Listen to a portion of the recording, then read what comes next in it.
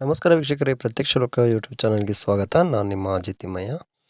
ನಾವಿವತ್ತು ಮಡಿಕೇರಿಯ ಜನರ ತಿಮ್ಮಯ್ಯ ಸ್ಮಾರಕ ಭವನದ ಮುಂದೆ ಇದ್ದೇವೆ. ಬನ್ನಿ ನೋಡ್ಕೊಬರುವ.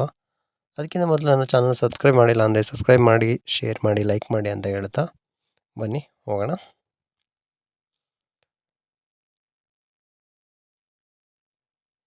ಇದು ಅವರ ಜನರ ತಿಮ್ಮಯ್ಯ ಅವರ ಮನೆ ನಿಮಗೆ ಈಗ ಕಾಣಸಿಗುವಂಥದ್ದು.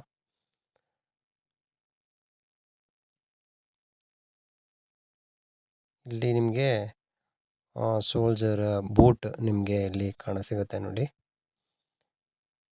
ಇದಾದ ಬಳಿಕ ಬನ್ನಿ ಒಳಗೆ ಹೋಗುವ. ಜನರ ತಿಮ್ಮಯ್ಯವರು ದಿನಾಂಕ 31 ಮಾರ್ಚ್ 1906ರಂದು ಈ ಮನೆಯಲ್ಲಿ ಅವರು ಜನಿಸ್ತಾರೆ. ಒಟ್ಟು 6 ಜನ ಮಕ್ಕಳ ಇವರು. ಇದರಲ್ಲಿ ಇವರು 3ನೇವರಾಗಿರ್ತಾರೆ. ನೋಡಿ, ಲಿವಿಂಗ್ ರೂಮ್ ಇದೆ ಇಲ್ಲಿ. ಇಲ್ಲಿ ಕೆಲವೊಂದು ವಿಶೇಷತೆಗಳನ್ನು ಇದರೊಳಗಡೆ ಮಾಡಿರ್ತಕ್ಕಂಥದ್ದು. ಯಾಕಂದರೆ ಅವರು ಬಳಸಿರ್ತಕ್ಕಂತಹ ಆಯುಧಗಳನ್ನು ಇಲ್ಲಿ ತೋರಿಸ್ತಿದ್ದಾರೆ. ಹಾಗೆ ಇವರು ವಿದ್ಯಾಭ್ಯಾಸವನ್ನು ಮುಂದುವರಿಸಿ 4 ಫೆಬ್ರವರಿ 1926ರಲ್ಲಿ ಇವರು ಸೇನೆಗೆ ಸೇರ್ತಾರೆ. ನೋಡಿ, ಇವತ್ತು ಈ ಗನ್ಗಳು ಎಲ್ಲನೂ ಕೂಡ ನಾವು ಇವತ್ತು ಇಲ್ಲಿ ನೋಡ್ಬೋದು. ಯಾವುದು ಕೂಡ ಆರ್ಟಿಫಿಷಿಯಲ್ ಅಲ್ಲ, ನಿಜವಾದ ಒಂದು ಆಯುಧಗಳನ್ನು ಕೂಡ ಇಲ್ಲಿ ಇಟ್ಟಿರುವಂಥದ್ದು ನೋಡ್ಬೋದು.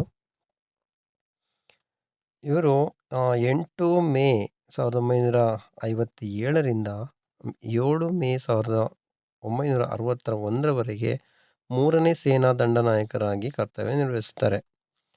ಅದೇ ಸಂದರ್ಭದಲ್ಲಿ ಅವರಿಗೆ ನಿವೃತ್ತಿ ಕೂಡ ಪಡೆಯುತ್ತಾರೆ. ಇವರ ತಂದೆ ಸುಬ್ಬಯ್ಯ, ಇವರ ತಾಯಿ ಸೀತವ್ವ ಇವರು ಚೆಪ್ಪುಡಿರ ಕುಟುಂಬಸ್ಥರಾಗಿರ್ತಾರೆ. ನೋಡಿ, ಇಲ್ಲಿ ಈ ಬೆಡ್ರೂಮ್ಗಳು ಪುರುಷ ಮತ್ತು ಮಹಿಳೆಗಳಿಗೆ ಪ್ರತ್ಯೇಕವಾದ ಒಂದು ಬೆಡ್ರೂಮ್ಗಳನ್ನು ಹೊಂದಿರತಕ್ಕಂಥ ಈ ಒಂದು ಮನೆ. ಈ ಮನೆ 22 ರೂಮ್ಗಳನ್ನು ಒಳಗೊಂಡಿದೆ. ನೋಡಿ, ಸ್ಟ್ಯಾಚ್ಯುಗಳೆಲ್ಲ ನಿಮಗೆ ತೋರಿಸ್ತಾ ಇದ್ದೀನಿ. ಹಾಗೆ ಇವರ ಪತ್ನಿ ನೀನಾ ಕಾರ್ಯಪ್ಪ ಅವರಾಗಿರ್ತಾರೆ ಮತ್ತು ಇವರ ಮಗಳು ಮಿರೇಯಿಲ್ ಅಂತ ಅವರು 1936ರಲ್ಲಿ ಜನ್ಮ ಆಗುತ್ತೆ. ಇದಾದ ಬಳಿಕ ಇವರು ನಿವೃತ್ತರಾದ ನಂತರ ಯುನೈಟೆಡ್ ನೇಷನ್ಸ್ ಫೋರ್ಸ್ನಲ್ಲಿ ಕರ್ತವ್ಯವನ್ನು ನಿರ್ವಹಿಸುವ ಸಂದರ್ಭದಲ್ಲಿ 1965 ಡಿಸೆಂಬರ್ 18ನೇ ತಾರೀಕಿನಂದು ಅವರು ಹೃದಯಾಘಾತದಿಂದ ಅಲ್ಲಿ ಮರಣವನ್ನು ಅಪ್ಪುತ್ತಾರೆ. ಈ ಮನೆ ಇವರು ಚೆಪ್ಪುಡಿರ ಕುಟುಂಬಸ್ಥರು ಇವರಿಗೆ ನೀಡತಕ್ಕಂಥದ್ದು ಅಂತೇಳಿ ಹೇಳುತ್ತಾರೆ. ಇಲ್ಲಿ ನೋಡಿ, ಆಯುಧಗಳು ನಿಮಗೆ ಪೀಚಕತ್ತಿ, ಜೋಮಾಲೆ ಅಂತ, ಕೊಕ್ಕೆತಾತಿ ಅಂತ ಹೇಳ್ತಾರೆ. ನಾಡ ಬಂದೂಕುಗಳು ಮತ್ತು ಇವರು ಮಿಲಿಟ್ರಿಯಲ್ಲಿ ಸೇವೆ ಸಲ್ಲಿಸಿದಂಥ ಸಂದರ್ಭದಲ್ಲಿ ಅವ್ರು ಬಳಸಿರ್ತಕ್ಕಂಥ ಪ್ರತಿಯೊಂದನ್ನು ಕೂಡ ಇಲ್ಲಿ ನೋಡಿ ತೋರಿಸಿದ್ದಾರೆ. ಹಾಗೆ ಇದು TV ಹಾಲ್, ಡೈನಿಂಗ್ ಹಾಲ್. ಯಾಕಂದರೆ ಇಲ್ಲಿ ಈ ಕೋಣೆ ಒಳಗಡೆ ಇಂತಿಂಥದ್ದು ಇತ್ತು ಅಂತ ಅನ್ನೋದಕ್ಕೆ ಆಯಾ ಪ್ರದೇಶಗಳಲ್ಲಿ ಅದನ್ನ ಮಾಡಿದ್ದಾರೆ.